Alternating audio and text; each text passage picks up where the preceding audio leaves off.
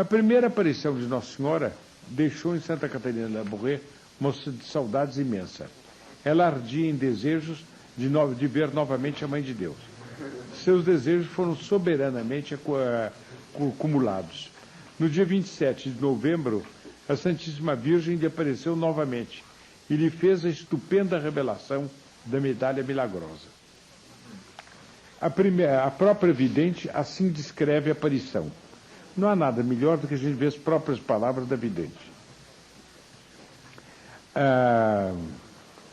Em texto dirigido ao seu confessor. Agora fala a Santa Catarina de Labouré. Parece-me que ainda estou neste momento tão desejado para mim, sábado, véspera do primeiro domingo de Advento. Eu estava convicta de que veria ainda a Santíssima Virgem, que veria em todo o esplendor de sua beleza. Eu vivia em tal expectativa. Parágrafo, e tem as letras JMJ no meio da frase. Jesus, Maria, José, evidentemente. Depois disso é que ela começa, depois dessas três letras, começa propriamente a narração. Então ela diz, no dia 27 de novembro de 1830, que caiu em sábado, no sábado antes do primeiro domingo do Advento, às 5:30 da tarde, após o ponto de meditação no grande silêncio, isto é, alguns minutos após o ponto de meditação, pareceu-me ouvir um ruído do lado da tribuna, atrás, onde tem um órgão, ao lado do quadro de São José, como o roçar de um vestido de seda. Os senhores podem imaginar os comunistas ou os progressistas de hoje, o ódio que devem ter dessa aparição. Em primeiro lugar, porque coloca Nossa Senhora nessa evidência. Mas, em segundo lugar, Nossa Senhora aparecer vestida de seda é o contrário da chamada igreja miserabilista, que quer igrejas pobres, feias, paramentos miseráveis. Bem, então diz, a Santíssima Virgem, de estatura média, estava de pé, vestida de branco, um vestido de cedo branco aurora, feito à maneira do que se chama a la Virgen, afogado, mangas lisas, com um véu branco que lhe cobria a cabeça e descia de cada lado até embaixo. É exatamente como está na medalha milagrosa. O que é muito bonito é que o branco não é o branco que ela descreve, não é o branco comum que se vê em pinturas, mas é o tal branco aurora. Como será o branco aurora? A gente entende como é. É um branco matizado com algumas cores, como a aurora quando se levanta. Sob o véu, vi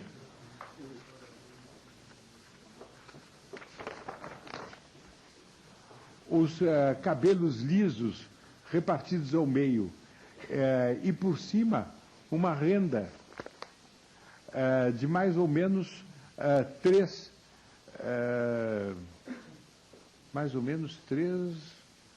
centímetros de altura, sem franzido, isto é, apoiado ligeiramente sobre os cabelos.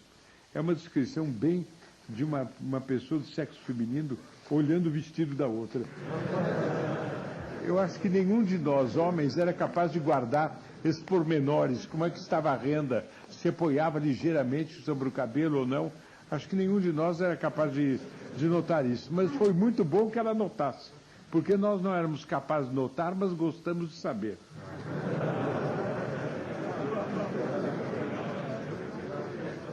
O rosto bastante descoberto, bem descoberto mesmo, os pés apoiados sobre uma esfera, quer dizer, uma metade de esfera, ao menos me pareceu uma metade, e depois tendo uma esfera de ouro nas mãos que representa o globo. Aqui os senhores têm uma explicação bem autorizada do que é a esfera de ouro que os senhores veem pendente ao pescoço de Nossa Senhora nas revelações de Fátima. E os senhores têm aqui na Sagrada Imagem que está atrás de mim no momento. Quer dizer, é uma corrente com uma esfera. Pergunta-se o que é essa esfera. Significava o globo na aparição da Rue de Bac. E é para indicar que Nossa Senhora é tão grande e soberana que o mundo lhe pende do pescoço sagrado. É um adorno que ela conduz. Tão grande é ela e tão pequenos somos nós. Como símbolo não pode ser melhor. Ela tinha os mãos elevados à altura do estômago de uma maneira muito natural e os olhos levados para o céu. Aqui tem reticências. Parece que os editores tiraram uma parte que não se sabe qual é. Bem, aqui seu rosto era magnificamente belo. Eu não saberia descrevê-lo. Reticência de novo. E de repente percebi anéis nesses dedos revestidos de pedras, mais belas umas que as outras, umas maiores e outras menores, que despediam raios mais belos uns do que os outros. Esses raios partiam das pedras maiores e mais belos raios, sempre alargando para baixo, o que enchia toda a parte de baixo. Quer dizer, como Nossa Senhora estava com as mãos assim, toda a parte de baixo do vestido dela e o chão ficava abrilhantado, como fica o chão quando o sol passa por um vitral, assim ficava sob a luz das graças que partiam dos anéis dela. Em todos os dedos, como era hábito no tempo, as senhoras de alta condição tinham anéis em todos os dedos. E de todos os dedos partiam essas pedras que brilhavam sobre o chão. Então diz o seguinte: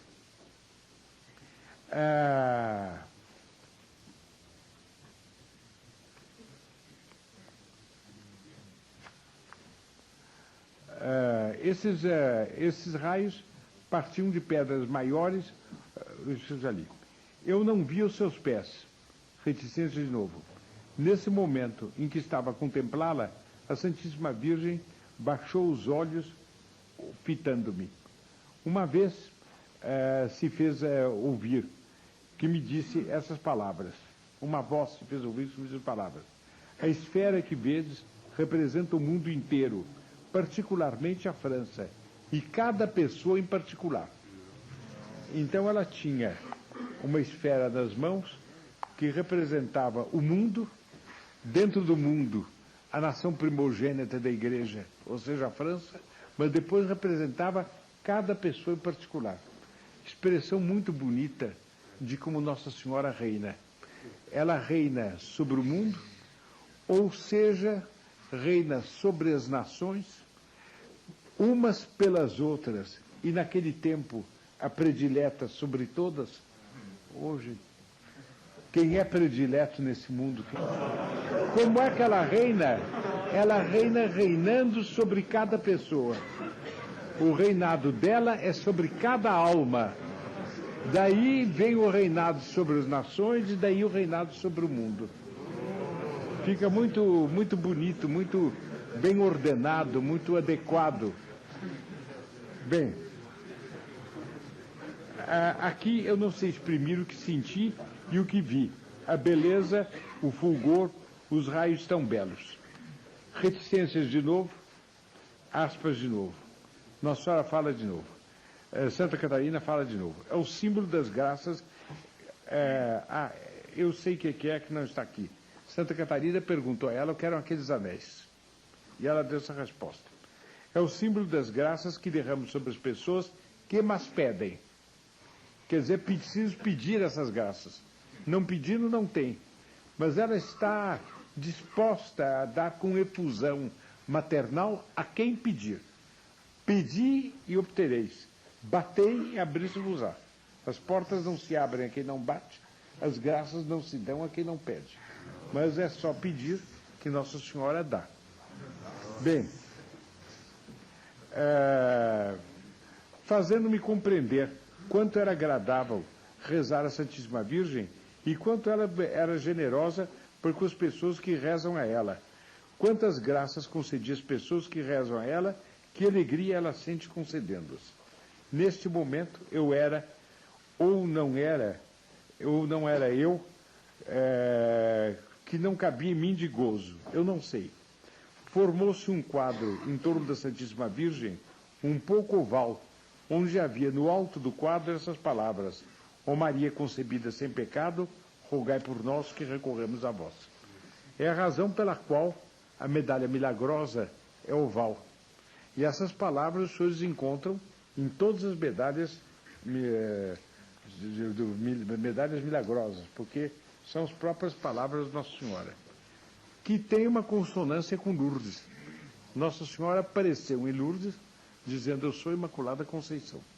Aliás, disse-me alguém, não sei se foi o Dr. Martim Afonso, que agora aquelas palavras que estavam sobre a cabeça da imagem de Nossa Senhora em Lourdes, eu sou Imaculada Conceição, foram retiradas. Uma coisa dilacera.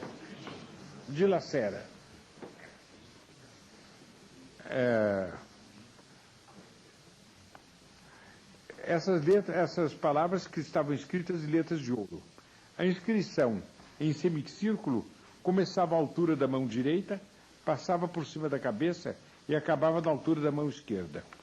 O globo de ouro havia desaparecido sob o fulgor dos feixes luminosos. Quer dizer, era tal o fulgor que não via mais o globo de ouro.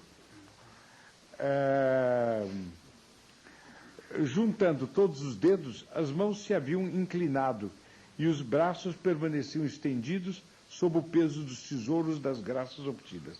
Daí aquela imagem que apresenta Nossa Senhora com as mãos abertas e as graças saindo das palmas das mãos. De fato, a julgar por essa narração, ela o que viu foi as mãos, os anéis aparecendo e os raios saindo dos anéis. Mostrar a palma da mão, talvez ela tenha mostrado depois, há muito tempo que eu não leio essa revelação e não vi. Mas não me espantaria muito que se tivesse suprimido os anéis e que se tivesse posto partindo da palma da mão. Porque seria muito incômodo, quase impossível, representar numa medalha que a pessoa tem que carregar ao peito e que, portanto, tem que ter um tamanho pequeno, os raios pequenos saindo de pedrinhas que estão nas mãos já pequeninas. E como representar esses raios num material incolor como é o metal? De maneira que não me espanta que tenha sido uma adaptação para a iconografia corrente. Mas a realidade do que se passou é o que eu estou dizendo aqui.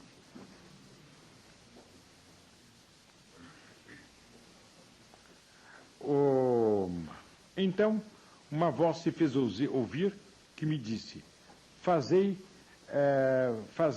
cunhar uma medalha com este modelo. Todas as pessoas que o usarem receberão grandes graças, levando-as ao pescoço. As graças serão abundantes para as pessoas que usarem com confiança. É engraçado, é digno de nota o tom, o matiz. As graças serão grandes para todas as pessoas que usarem, mas para as que usarem com confiança, com espírito de fé, certos da bondade de Nossa Senhora, essas graças serão muito grandes. A confiança tem sempre esse prêmio. A gente pedindo com confiança recebe mais, com mais certeza e mais abundantemente. A confiança abre a nós o sapiencial Imaculado Coração de Maria. Nesse instante, o quadro me pareceu se voltar onde eu vi, e aí vi o reverso da medalha. Preocupada de saber o que era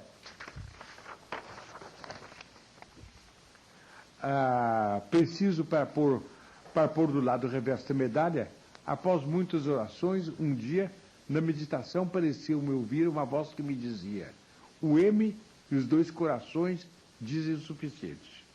M é Maria Santíssima, né? Os dois corações são os Sagrados Corações de Jesus, o Sagrado Coração de Jesus e o Coração Imaculado de Maria, que os senhores conhecem na medalha milagrosa. Estava assim constituída com todos os seus elementos a medalha milagrosa, que tanto e tanto teve papel na piedade da igreja inteira, até a onda progressista que começou algum tempo antes do concílio e que se encontra na situação que nós sabemos hoje. Mas, para as pessoas que continuam a usar essa medalha, e eu creio que não são poucas, porque, segundo me consta, em tudo quanto é casa de artigos religiosos, ainda se encontra essa medalha à venda, o que quer dizer que os pedidos devem ser muitos. Então, esses ainda continuam a ser favorecidos. Eu me sirvo da ocasião para recomendar, se porventura existe algum sócio ou cooperador da TFP que não use medalha milagrosa, que por ocasião desse 150º aniversário adquira e use, porque é inconcebível que uma pessoa se dedique dessa maneira à causa da igreja e da cristandade e que não use essa medalha milagrosa, que é um tão grande favor de Nossa Senhora. Agora, há 2 anos, sou atormentada e pressionada para vos dizer de construir um altar tal qual eu vi, no lugar em que a Santíssima Virgem me apareceu. Ele será privilegiado de muitas graças e indulgências e uma abundância de graças para vós e para toda a comunidade e para todas as pessoas que vierem rezar a ela. Santa Catarina de Labouré, com certeza, alude aqui a pressões que ela recebia do céu para que esse altar fosse construído. Fato, o altar está construído na Rue du Bac e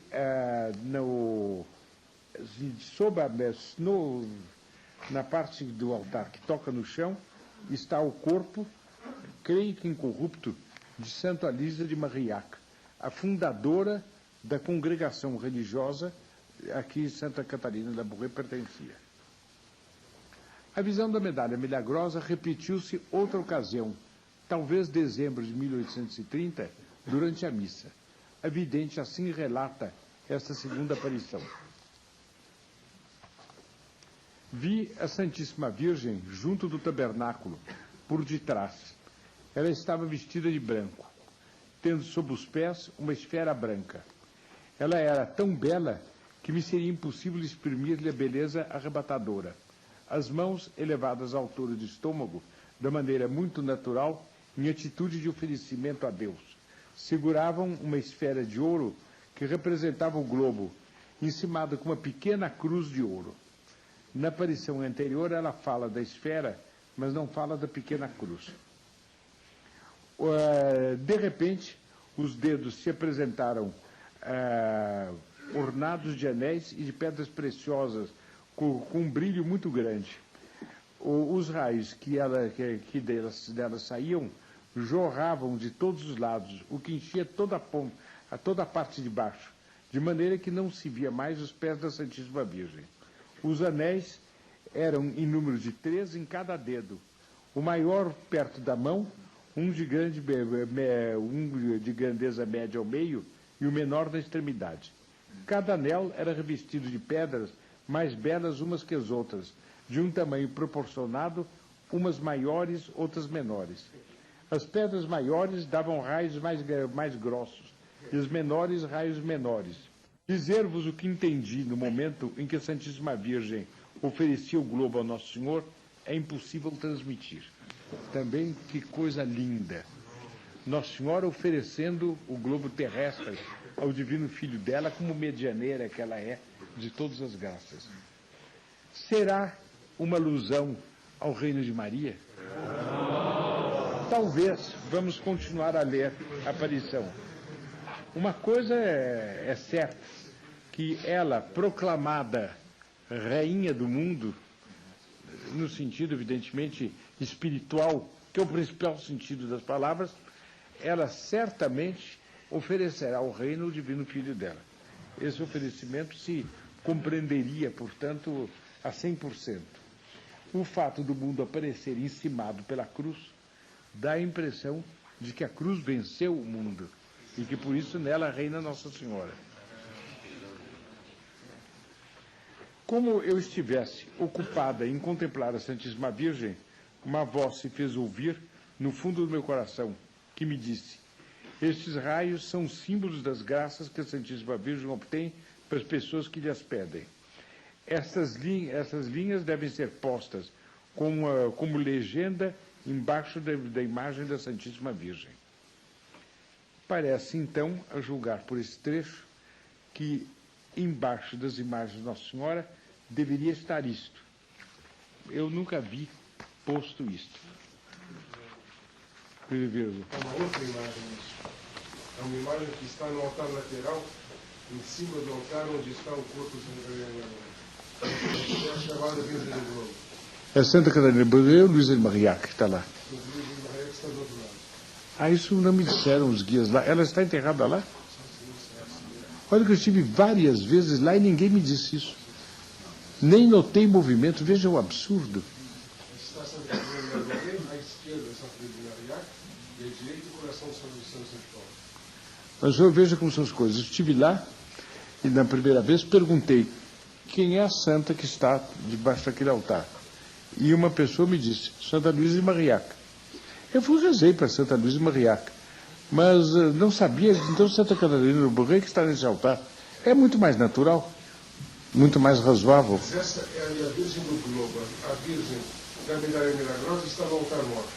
Sei. A Virgem do Globo está no primeiro altar lateral. Não me chamaram atenção para nada disso. E o altar da aparição não é nenhum dos dois, é um terceiro que está ainda mais à direita. Nada disso, não me chamaram atenção. Era apenas a cadeira e, naturalmente, o Santíssimo Sacramento e saía-se.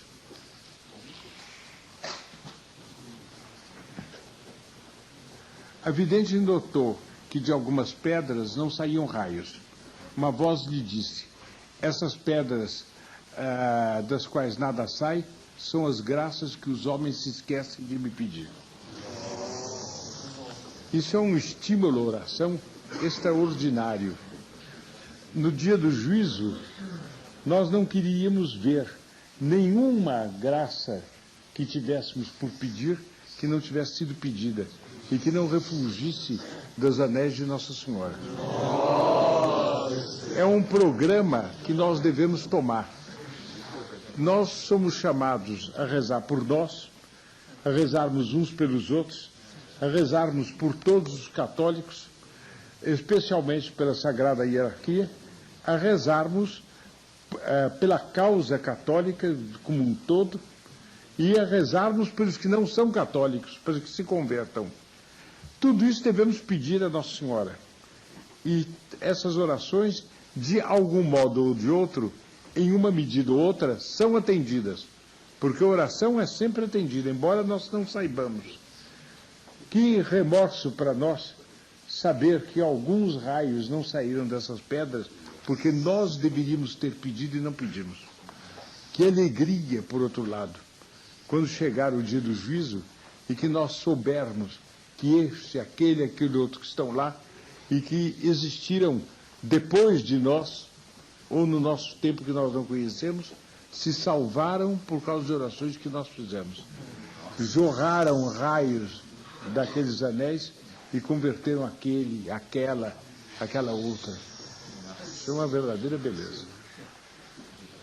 Na esfera branca, sobre a qual estavam apoiados os pés da Santíssima Virgem, havia também uma serpente esverdeada com manchas amarelas. Quer dizer, estava esmagada essa serpente por Nossa Senhora. O que fala mais ainda a favor da ideia de que se trata do reino de Maria. A serpente derrotada é naturalmente o estudo da Imaculada Conceição, mas é também Nossa Senhora que esmagou o demônio e que está reinando sobre o mundo.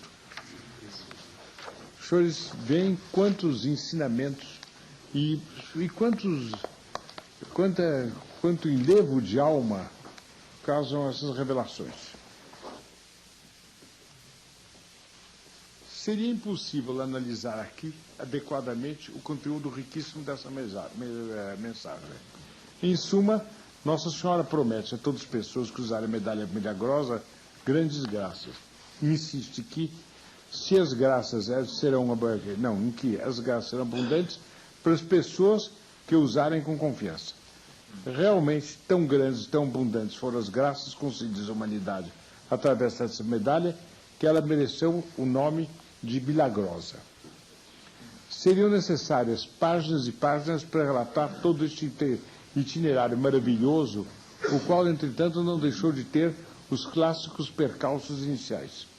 O confessor, a quem a Virgem relatou as aparições, mostrou-se cético.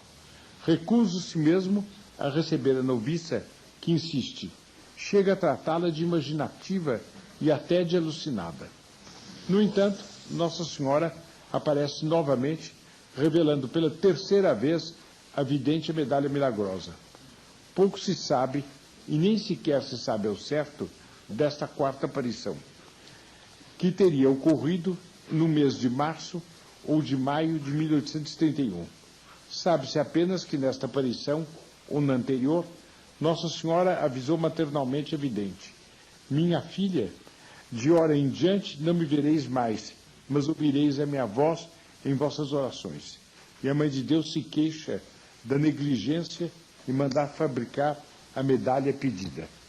Essa negligência não era de Santa Catarina Labouré, era naturalmente das pessoas que deveriam ter fabricado a medalha, porque ela era uma simples religiosa em noviciado e não tinha nenhum meio pessoal próprio para providenciar por si mesma a cunhagem dessas medalhas.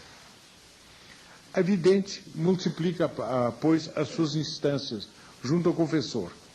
Nossa Senhora quer, Nossa Senhora está descontente. É preciso atender à vontade de Nossa Senhora e mandar cunhar as medalhas. O tom veraz da vidente acaba por mover o ceticismo do Padre Aladel. Este observa que ela, vivendo no meio de 150 pessoas, não deixa escapar a menor indiscrição. Ela não procura aparecer, nem se mostrar diante dos outros. Falava, portanto, a favor dela esse caráter discreto. Uma circunstância feliz abre caminho para a realização dos desígnios de Nossa Senhora. Em janeiro de 1832, o superior da Congregação da Missão, Padre Estevão, tem de tratar um assunto do arcebispado e leva consigo o Padre Aladel. Este aproveita a ocasião para expor ao arcebispo os prodígios ocorridos na Rue de Bac. O arcebispo Monsenhor de Quelan escuta e se interessa. Ele não vê nenhum inconveniente em que a medalha seja cunhada, pois tudo nela é conforme a fé da Igreja e a piedade corrente dos fiéis. Ademais, a medalha de si não empenhava a autoridade eclesiástica quanto ao reconhecimento das aparições. O arcebispo não via, pois, na medalha, senão um novo modo de honrar a Mãe de Deus, e encorajava o irresoluto Padre Aladel a levar adiante o empreendimento. Monsenhor de Quelan quer, ele próprio, receber as primeiras medalhas que se fizerem. É um grande encorajamento. O Padre Aladel muda assim de atitude e começa por divulgar as aparições no âmbito das duas famílias religiosas de São Vicente de Paulo, sem, entretanto, revelar o nome da predileta de Nossa Senhora. Era só ele que sabia. Os senhores se lembram, na última reunião nós vimos isso, que o próprio arcebispo perguntou a ele qual era a irmã que tinha recebido as revelações. Ele se recusou a dizer.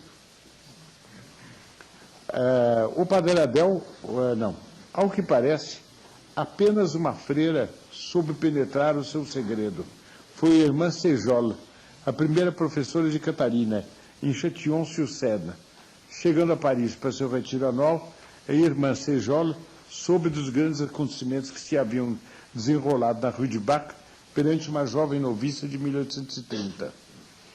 Em 1830, diz ela, uma jovem irmã do seminário, nova interrogação, minhas irmãs, nesse caso não pode ser outra senão nossa irmã Catarina Labouré. Estejam certas de que esta jovem está destinada a receber os maiores favores de Deus. Ela tinha conhecido Santa Catarina Labouré quando era mocinha, trabalhando ainda em Châtillon-sur-Seine, naquele pensionato, etc. E ela discerniu os albores da grande santidade que haveria de aparecer em Santa Catarina. Daí o fato de ela ter percebido quem era. Mesmo antes disso, a irmã Sejolo nunca ia a Paris sem passar pelo asilo d'Anguien, para onde a irmã Catarina fora transferida, a fim de rever sua antiga aluna. Desta feita, ela a procura com alegria toda especial. Elas se saúdam com um sorriso afável. Elas se entreolham e se compreendem. A irmã Sejolo tem vontade de se ajoelhar diante daqueles olhos límpidos que contemplaram a Santíssima Virgem. Mas o segredo deve ser respeitado. Os olhos espessos das demais freiras jamais penetrarão esse mistério. A irmã Sejolo sabia ver, né? Em maio de 1832, o padre Eladel se decide, por fim, a encomendar na Maison Hachette de Paris 20.000 medalhas. Os senhores veem que leva 2 anos de indecisão, apesar da aprovação do arcebispo. Quer dizer, as dificuldades que as coisas sobrenaturais encontram não nos devem espantar, elas são assim. No dia 30 de junho de 32, ficam prontas 2.000 medalhas, das quais algumas serão remetidas ao Papa Gregório XVI, que coloca uma delas ao pé de seu crucifixo e distribui as outras com particular empenho às pessoas que visitam. Outras vão para o Monsenhor de Quelan, que logo obterá uma graça extraordinária com elas. É um encorajamento espantoso que o próprio Papa põe essa medalha aos pés do seu crucifixo e que distribua às pessoas que visitam uma devoção ainda não conhecida. Isso não se explica sem uma graça especial movendo aquilo que os homens estão tanto retendo. No dia da distribuição às freiras do asilo de Anguien, a irmã Catarina a recebe modestamente como sempre, mas com palavras de grande devoção a Nossa Senhora. O comentário dela foi só esse: agora é preciso propagar esta medalha. Quer dizer, faça fila e todas as irmãs vão receber medalha. Chega a vez dela, ninguém está desconfiando que foi a ela. Ela recebe medalha como as outras e tem esse comentário comum. Vamos agora tratar de propagar essa medalha. Ela era aquela que tinha recebido a revelação. Vocês vejam como é bonito isso. A medalha se ia fazendo assim seu caminho. Outras extraordinárias, curas extraordinárias, verdadeiramente miraculosas, se produzem, tanto do corpo quanto da alma. Monsenhor de Quelan, o arcebispo, ardoroso propagador da medalha, soube da morte iminente de Monsenhor Prat, ex-capelão de Napoleão Bonaparte, ex-arcebispo de Malines, cargo para o qual fora nomeado por vontade do imperador, sem o assentimento de Roma. Quer dizer, uma aberração, porque nenhuma designação é válida se não é feita pelo Papa. O Papa é que nomeia. O imperador podia propor ao Papa um nome, uma lista de nomes, mas a nomeação para o cargo só pode vir do Papa. Monsenhor era um revolucionário de primeira força, um homem de má vida. Ele tinha aceito essa diocese que o Papa não lhe tinha confiado, portanto ele não tinha recebido. Depois saiu da diocese e vivia em Paris uma vida de ócio. Era um escândalo em Paris. Ele estava, pois, em rebelião contra a Santa Sé. Monsenhor de Quelan procura o moribundo com a medalha. O arcebispo de Paris é recebido pelo prelado rebelde, que aceita uma conversa banal, mas recusa violentamente tratar do assunto essencial, quer dizer, da confissão, e do perdão que ele devia pedir ao Papa antes de morrer. Repelido, Monsenhor de Quelan se retira, rezando a ejaculatória: Ó Maria concebida sem pecado, rogai por nós que recorramos a vós. Mal o arcebispo acaba de chegar à rua, o criado do doente corre atrás, pedindo desculpas por parte do seu patrão e rogando-lhe que voltasse. Tocado pela graça, Monsenhor Prat se retrata dos seus erros, reconcilia-se com Deus e a Igreja e morre na noite seguinte, com sentimentos de sincera penitência. É um milagre espetacular de um impenitente, um pecador público. Estes e outros fatos corriam o mundo, justificando o nome de milagrosa dada à imagem. De 1832 a 1836, a Casa Hachette de Paris havia vendido 2.200.000 medalhas em ouro, prata e cobre. Vocês vejam a difusão que teve isso. Os senhores se lembram que o mundo, naquele tempo, era muito menos povoado, de um lado. De outro lado, que o comércio era muito mais lento, o transporte das mercadorias muito mais difícil, mais escasso, por causa das comunicações que eram incomparavelmente mais lentas e menos seguras do que hoje. Os senhores podem calcular por aí o que representava a tiragem, a cunhagem de 2.200 medalhas. 11 outros fabricantes em Paris venderam juntos outro tanto. Em Lyon foram fabricadas 6 milhões de medalhas.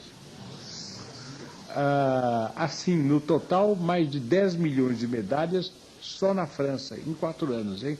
Elas já se espalharam, então, por vários países da Europa. O que quer dizer que não tinha chegado ainda ao Império do Brasil. O Brasil era império naquele tempo. Estava se difundindo pela Europa à espera de que chegasse ao Brasil. Talvez uma ou outra tivesse chegado, mas ainda não era o uso corrente. Nós estamos caminhando rapidamente. Eu creio que terminamos essa matéria na próxima reunião. Comentamos mais uma página ou duas e podemos ter encerrado a reunião de hoje. Apenas é possível acenar aqui, muito de passagem, para os múltiplos e grandiosos efeitos da difusão da medalha. As pias uniões das filhas de Maria, também pedidas por Nossa Senhora numa das aparições a Santa Catarina Labouré, espalharam-se por todo o mundo, preservando incontáveis gerações de moças dos efeitos deletérios da revolução de costumes. Como dói dizer isto hoje. Os senhores sabem que essas filhas de Maria foram tão numerosas em São Paulo, que na São Paulo relativamente pequena, de 1941, por ocasião 41 ou 42, o Congresso Eucarístico, 43, fizeram uma procissão eucarística monumental. E as filhas de Maria constituíam, naturalmente, uma dos grupos de associações que desfilaram. Elas constituíam, só por si, uma coluna ininterrupta que ia desde o Largo de São Geraldo, no bairro das Perdizes, onde há a matriz, até a Praça do Correio. Mas não é um a um, é uma fila, talvez, de 10 filhas de Maria. Na pequena São Paulo, cada fila, umas 10 mais ou menos, filhas de Maria. Na pequena São Paulo daquele tempo. Os senhores imaginam o que seria hoje? Eu me lembro bem do Manual das Filhas de Maria. As regras que punha para a moralidade. Obrigação de nunca andar de vestido sem manga. Obrigação de usar as saias até não sei que distância abaixo do joelho. Obrigação proibida de ir a baile, proibida de ir à festa. Nem se falava em proibido de fumar, porque parecia uma tal enormidade uma mulher fumar, que nem se cogitava disto. Seria quase tão aberrante quanto proibir de usar tóxicos. Não passa pela cabeça em se tratando de filhas de Maria.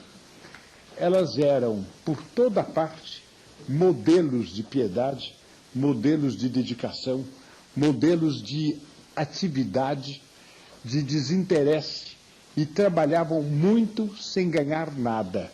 Modelos de piedade a Nossa Senhora. Tudo isso onde foi?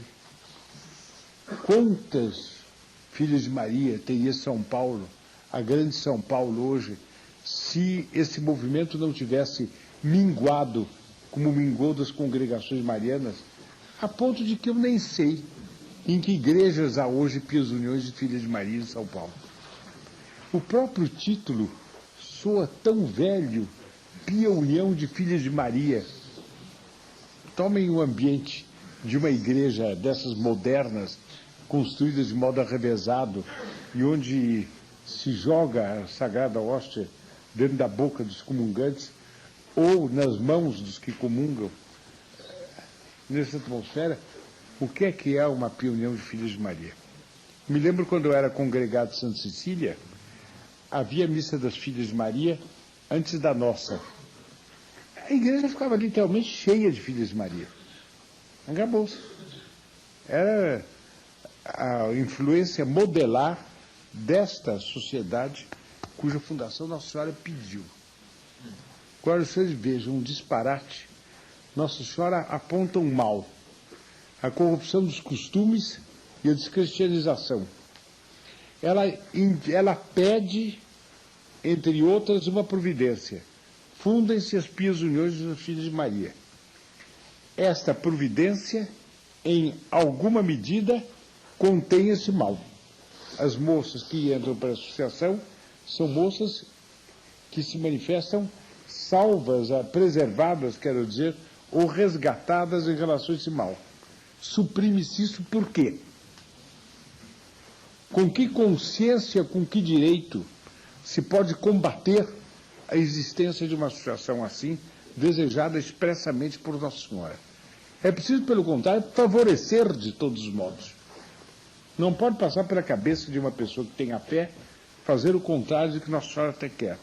Entretanto, é o que está feito. É um verdadeiro espavento. Bem, não é possível falar das aparições da Rue de Bac, da Medalha Milagrosa, sem uma menção, ainda que rápida, ao profundo movimento de renovação religiosa que a Providência desencadeou a partir da devoção de Nossa Senhora das Vitórias, tendo como protagonista o pároco da célebre igreja de Paris, Padre de Frisch de Genette, de piedosa memória. De tal maneira se considerava ligado espiritualmente às aparições da Rue de Bac, que, vendo as irmãs de caridade afluírem à sua paróquia, tornada centro de atração religiosa, ele sempre dizia: que fazeis aqui, minhas irmãs? Vós abandonais a fonte para vos abastecer do regato? Ele era o vigário. Ele dizia: o que fazeis aqui? Por que não vão a outra igreja que está na minha paróquia rezar lá? É que é tal o movimento que transbordava para a paróquia dele. Era uma bonita atitude desse padre. O padre Ladel, entretanto, considerava que franquear a capela da Rue de Bac ao público, como decorria das palavras de Nossa Senhora, ia transformar a vida da comunidade. Vocês veem, quando entra o fator humano, o que é? Quer dizer, agora está a explicação. O padre não queria, o padre Aladel, que se fosse a igreja das aparições, porque ia perturbar a comunidade. Nossa Senhora pediu que fossem lá. Então eu visitar o vigário. Era a igreja mais próxima. E o vigário, que era um homem muito piedoso, dizia: por que vindes aqui? Ide ao rio, não fiqueis com o regato. É um modo delicado e espirituoso dele tentar abrir a porta da Rue de Bac para o público. Parece que demorou. Em 1854, Pio IX promulgou o dogma da Imaculada Conceição.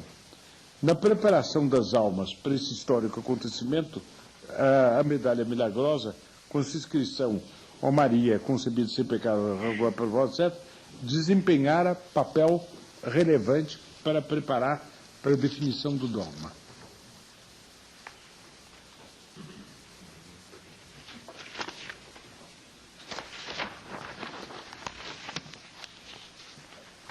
Em 1858, Nossa Senhora apareceu a Bernadette Soubirous e declarou: eu sou Imaculada Conceição.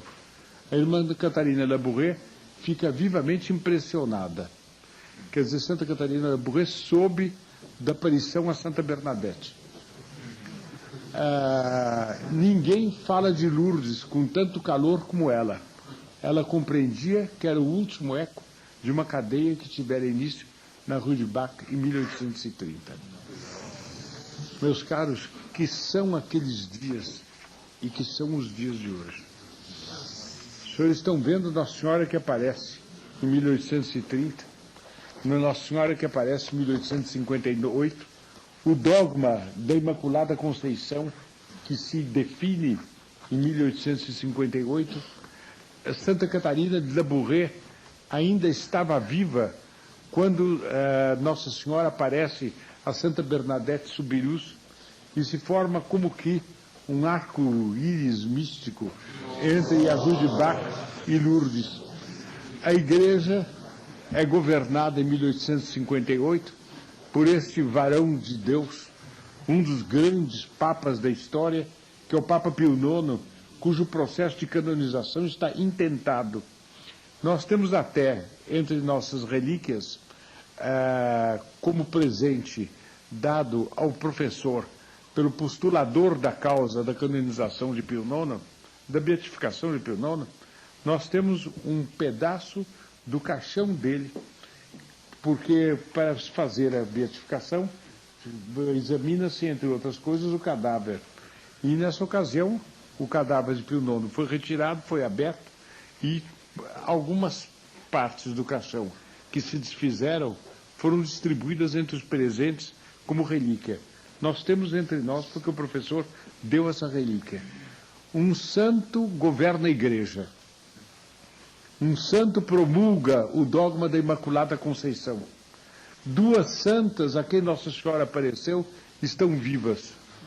E a primeira sabe da segunda, como a segunda com certeza soube das aparições da Rue du Bac. Santa Catarina Labouré, se não fosse a santa que foi, poderia ficar enciumada, sabendo que Nossa Senhora apareceu a Santa Bernadette. Mas os santos não estão longe de torpezas desse gênero. É o contrário, precisamente o contrário. Ela ficou alegre, regozijou-se com as revelações. Que mundo, que diferença. Esse Papa reinaria até 1870 e no meio das trovoadas e dos relâmpagos, num dos braços da Igreja de São Pedro, diante do Concílio Vaticano I reunido, ele define o dogma da infalibilidade papal. Que esplendor, que senso da autoridade, que magnificência da revelação. Pouco depois, morreu. Isso era o mundo em 1870, há 110 anos atrás. Eu li há pouco tempo atrás, pouco tempo não, talvez um ano já, as memórias autobiográficas de Santo Antônio Maria Claret, que é contemporâneo desses fatos, e que foi um dos padres do Concílio Vaticano. Como houve alguns bispos que fizeram uma oposição ostensiva a Pio IX por ocasião do concílio, eu li, e tenho isso marcado em casa, essa reflexão de Santo Antônio Maria Claret. Nunca pensei que houvesse bispos capazes de tratar assim o vigário de Jesus Cristo. E a conclusão impressionante. A Europa está perdida. Se eu fosse padre moço, eu iria trabalhar na América.